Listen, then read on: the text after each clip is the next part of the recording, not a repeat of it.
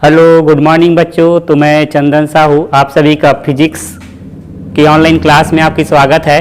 तो आज हम लोग पढ़ने वाले हैं, ठीक है, प्रतिरोधों का संयोजन। ठीक है, तो थोड़ा सी चर्चा करते हैं हम लोग प्रतिरोधों का संयोजन कि क्या होता है।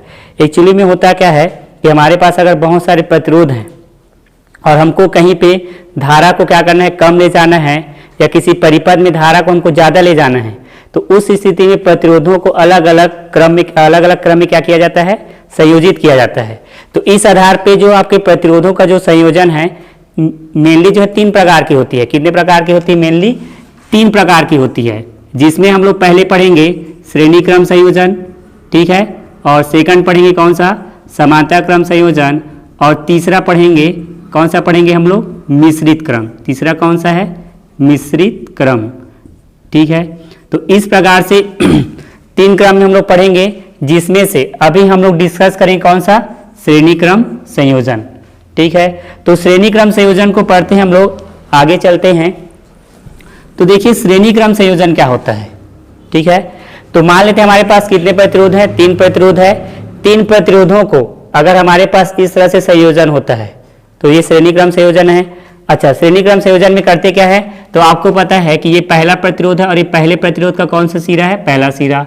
ये पहले प्रतिरोध का कौन सा सिरा है, दूसरा सिरा। और ये दूसरे प्रतिरोध का कौन सा सिरा है, ये पहला सिरा है। उसी प्रकार ये दूसरे का कौन सा सिरा है, दूसरा। और ये जो सिरा है तीसरे का पहला और ये दूसरा।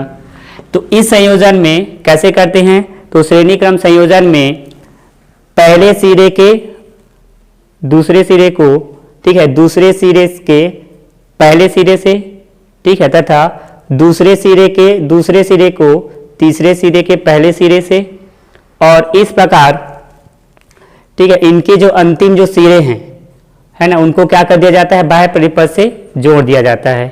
ठीक है, तो इस प्रकार से ये आपका होता है श्रेणी क्रम संयोजन। तो इसमें देखते हैं, ये आपका बैटरी है, ठीक है, और ये कुंजी के है। ठीक है, कुंजी के जो है बटन की तरह कार्य करेगा। ठीक है, इस प्रकार आप देखोगे कि धारा I जो है इस बैटरी के धन सिरे से जाएगा और इस सिरे से होते हुए कहाँ जाएगा, आपका प्रतिरोध R1 पे। तो यही धारा होगा, फिर यही से नेक्स्ट धारा कहाँ जाएगा, आपका R2 में जाएगा, और यही धारा कहाँ जाएगा, आपका R3 में। इस प्रकार से ये धारा होते हुए कहाँ जाएगा, आपका बैटरी के ऋण सिरे में आएगा। ठीक है, तो इस प्रकार से देखेंगे तो जो R1 के मध्य जो आने वाला विभवांतर क्या होगा, V1 होगा, और R2 के मध्य आने वाला विभवांतर क्या होगा, V2 होगा, और R3 के मध्य आने वाला विभवांतर क्या होगा, V3 होगा। तो आप यहाँ पे देख रहे हो कि श्रेणी क्रम संयोजन में कहीं पे भी धारा बट रहा है क्या, नहीं बट रहा है। कहीं पे धारा नहीं बट रही, इसका मतलब ये है कि इस परिपथ में कुल धारा कितना होगा, तो कुल जो धारा होगा, ठीक है, कितना होगा, ठीक है, कुल धारा आपका क्या होगा, परिपथ में क्या होगा, I रहेगा। ठीक है, अब यहाँ पे देखो विभवांतर क्या है जी, तो पॉज कर दे, पॉज। इस परिपथ में जो कुल धारा कितना है, I है, लेकिन अब हमको इसको व्यंजक के रूप में बनाना है, तो थोड़ा सा मानना पड़ेगा कि माना हमारे पास, ठीक है, माना प्रतिरोध क्या है, प्रतिरोध R1, ठीक है, R2 व R3 कौन से क्रम में है, श्रेणी क्रम में है।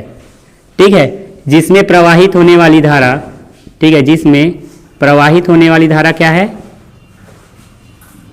धारा I है। ठीक है, जिनके मध्य विभवांतर क्या है, जिनके मध्य विभवांतर क्या है, V1, ठीक है, V2 व क्या है जी, V3 है। ठीक है, इस प्रकार से हम देखें कि इस परिपथ में जो आपका विभवांतर है V1, V2, V3 है, तो हम ये बोल सकते हैं कि कुल विभवांतर क्या हो जाएगा, कुल जो विभवांतर होगा, ठीक है, कुल विभवांतर V बराबर क्या होगा, V1 प्लस V2 प्लस और क्या हो जाएगा, V3। ठीक है, तो यहाँ पे हमको मिल गया कुल विभवांतर। अगर हम लोग ओम के नियम लगाएं, ठीक है, ओम के नियम से अगर देखें, ठीक है, ओम के नियम से अगर हम लोग कुछ देखें तो ओम का नियम क्या होता है, V = IR। लेकिन यहाँ पे आप लोग देखो कि विभवांतर जो है V1 है, V2, V3 है, बटा हुआ है। इसका मतलब ये हो जाएगा, इसलिए जो V1 बराबर क्या होगा, I R1 होगा, V2 बराबर क्या होगा, I R2 होगा, और V3 बराबर क्या होगा, I R3 होगा। ठीक है, तो ऐसे करते हैं, ये जो है इसको दे देते हैं समीकरण एक। समीकरण एक में क्या करते हैं, इन मानों को रखेंगे तो क्या हो जाएगा फिर, तो यहाँ पे लिखना है समीकरण एक से। तो समीकरण एक से क्या हो जाएगा, v बराबर I R one plus I R two plus क्या हो जाएगा आई आर थ्री हो जाएगा। ठीक है, लेकिन ये जो विभवांतर है ये परिपथ का कुल विभवांतर है। इस प्रकार से अगर इस श्रेणी क्रम संयोजन में परिपथ का अगर हम लोग परिपथ का कुल अगर कुल प्रतिरोध क्या माने, कौन सा क्रम है, श्रेणी क्रम है। श्रेणी क्रम को क्या बोलते हैं इंग्लिश में, सीरीज। तो सीरीज का एस ले लेते हैं तो इसको लिखेंगे आर एस है। तो फिर यहाँ पे लगाएंगे कूलाम के नियम से, ओम के नियम से। ठीक है, कौन से नियम से, ओम के नियम से।